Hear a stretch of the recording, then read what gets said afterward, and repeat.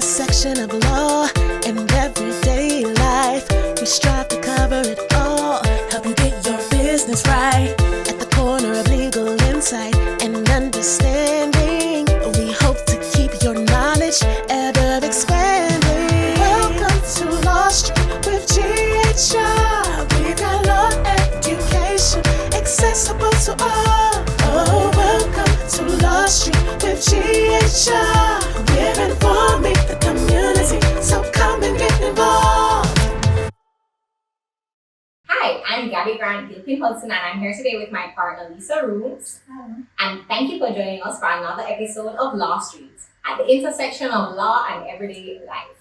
Okay, Lisa, so what are we discussing today? Today we'll be discussing the reason why businesses should register their intellectual property. Okay, first, if I don't know what intellectual property is, what is intellectual property? So intellectual property, it's not the land or real estate property, but it's the property of the mind. So essentially it is the creative works of people that emanate from their mind. Okay. And it's really important that those be registered because like real estate and physical property, that also does have value.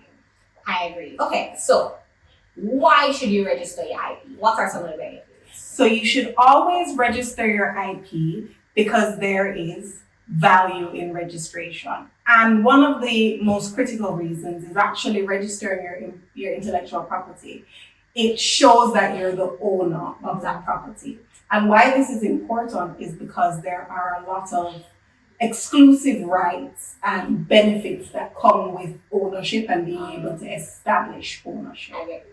Yes. Okay, so talk to me a little bit about copyright in particular. How do I get our work copyrighted? And like what things can be copyrighted?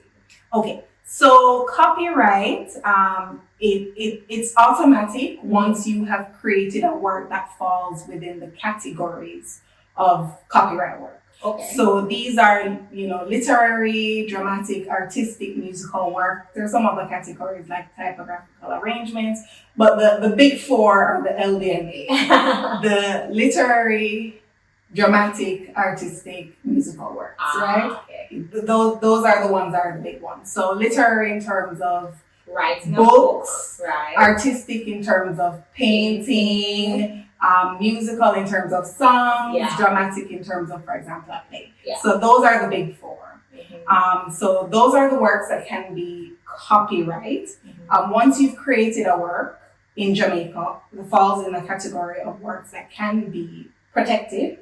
It's automatic. You get automatic protection.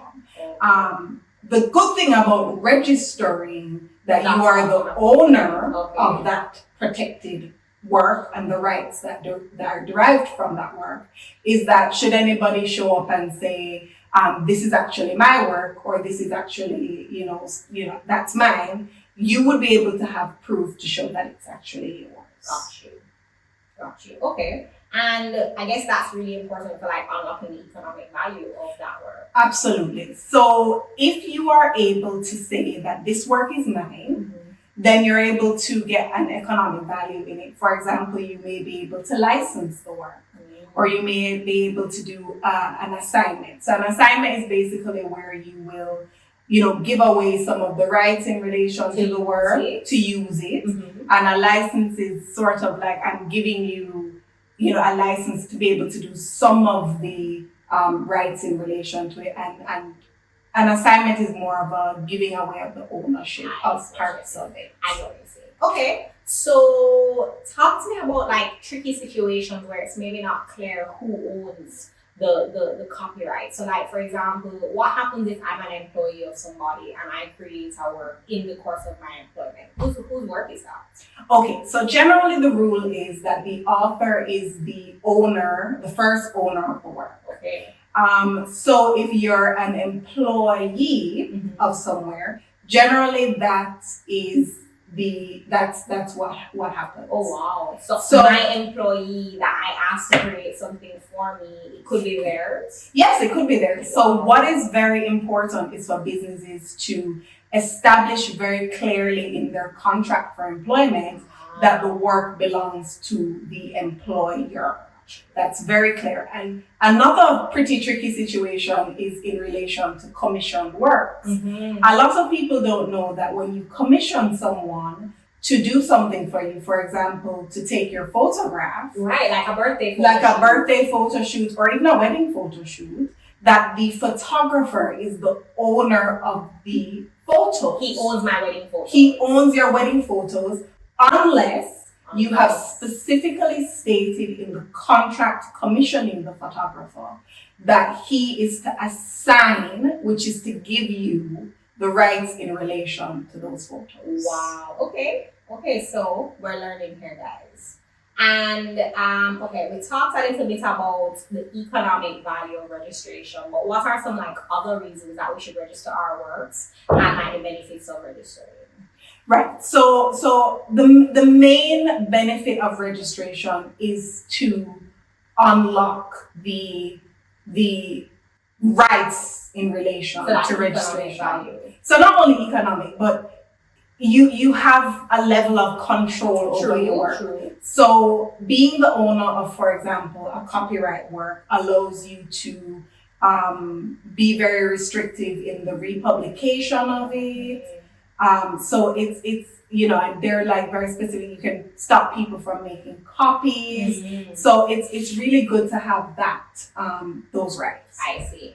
And so copyrights are a thing, but what are trademarks now, and how are those different from copyrights? Right. So trademark is a separate segment of intellectual property. Okay. And trademarks are graphical representations that are used to generally distinguish between businesses. Like logos? So logos, slogans, so anything that will distinguish your business from another business can be a trademark. It can be graphically represented, meaning you can see it or you can hear it, and those will kind of be trademarks. Now, trademarks have a lot of the same important benefits in terms of economics. So you use your trademark in order to distinguish your business because you want people to come to your enterprise. Right. And you don't want people to knock you off. Right. So you don't want people to knock you off. So that's why registering trademark is actually really important, because then you get some of the exclusive rights in relation to the use of that mark, which is super important if you don't want people to be able to kind of benefit from your work. Okay. And your mark, your business, and take business away from you. So it's really important to register your trademark. Gotcha. And then, so like, what happens when somebody infringes on like your copyright or your trademark? What penalties, what recourse do you have as the owner or the registered owner? Right. So in relation to copyright, the Copyright Act does have penalties in relation to preventing people from using your work. You may be able to get damages, which means you can get money for infringement. You may be able to get an order to remove infringing copies. Okay. So there are benefits in terms of being registered. And once you have established that you're actually the owner of that work, it's much better for you to be able to enforce the penalties for infringement. Again, with trademarks as well, you can have an order for delivery of infringing copies. So if you have, for example, someone has put your logo on a shirt, you may be able to get all copies of the shirt with your logo on it, delivered up. There is also damages as well, and some of the penalties for infringement, in particular for trademark, are really, really heavy. Okay. So it's good. And there are kind of two different types of trademarks. You have the registered trademarks and the unregistered ones. Okay. It's again impressing that being registered is really important, because then you get the protection that's under the Trademark Act instead of having to rely on common law, for example, to deal with an infringement. Okay, that makes sense. So to tie everything together and to wrap it up for us, what are your closing remarks? My closing remarks would be, Absolutely register your copyright and your trademark. I know that sometimes you do these works, businesses do these works, and they create these jingles and they create these really intricate designs. And without registration, you don't get the protection should somebody decide to just come and take your stuff. It is wonderful to get these things registered so that you have the protection of the law behind you. Okay, and then what value can I find in engaging an IP attorney? Right, so the process of registering can be very intricate. Okay. So it is important to get an attorney who can help you, particularly in relation to trademarks, because in trademark registration, you have to look at what are the classes of goods that you should be registering, what are the classifications under those classes of goods, and it can get a bit technical, so it is really important for you to engage with an attorney who can help you to navigate the classes, to navigate the classifications, and in terms of copyright, to navigate the paperwork, and for trademark as well, the application process on a whole. And not just any attorney like me. I'm a real estate girl. I couldn't help you with that. No, you should get a trademark and intellectual property attorney, an experienced and knowledgeable intellectual property attorney to assist you. Okay, awesome. So there you have it. Our coverage of rundown of what's intellectual property, registering your intellectual property, and your business may depend on it. Thank you so much, Lisa. Thank you for having me. And thank you for joining us for another episode of Law Street at the intersection of everyday life and law. All right, thank you. Bye-bye.